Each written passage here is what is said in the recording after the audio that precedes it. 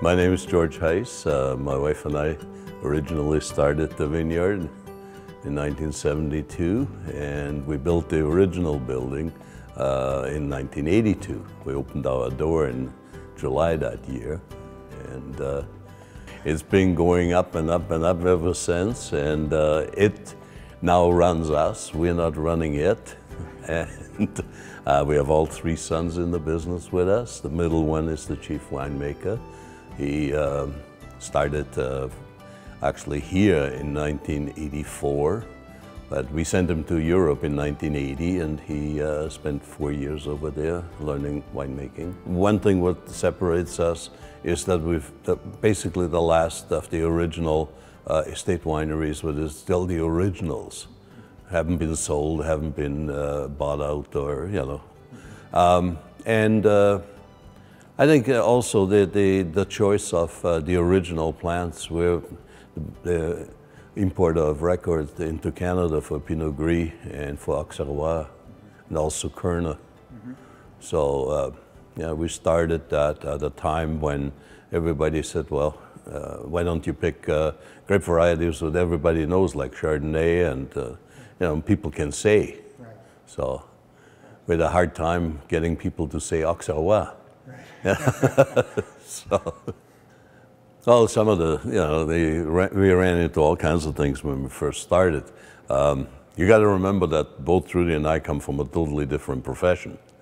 Where, I don't know if Trudy said that, but we're both hairdressers by trade. And I grew up during the days in Europe where your father, when you had your own business, they didn't ask you what you wanted to be. All my father ever said is, tomorrow you stand in the shop, and that was it. And he didn't argue with him. If I would have said, hey, Dad, I got to go find myself, he said, look in the mirror, you just found yourself, now get the hell to work.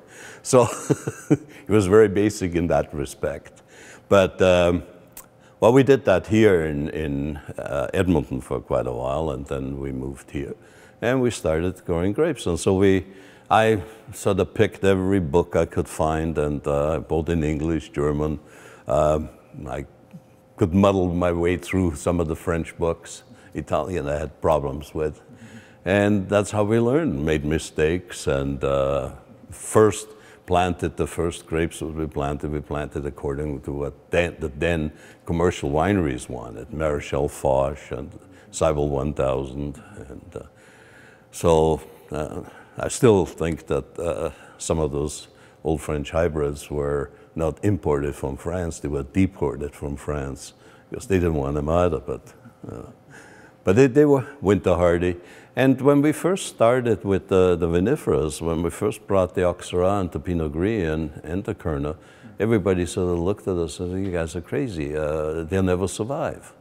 Well, some of those plants would be brought in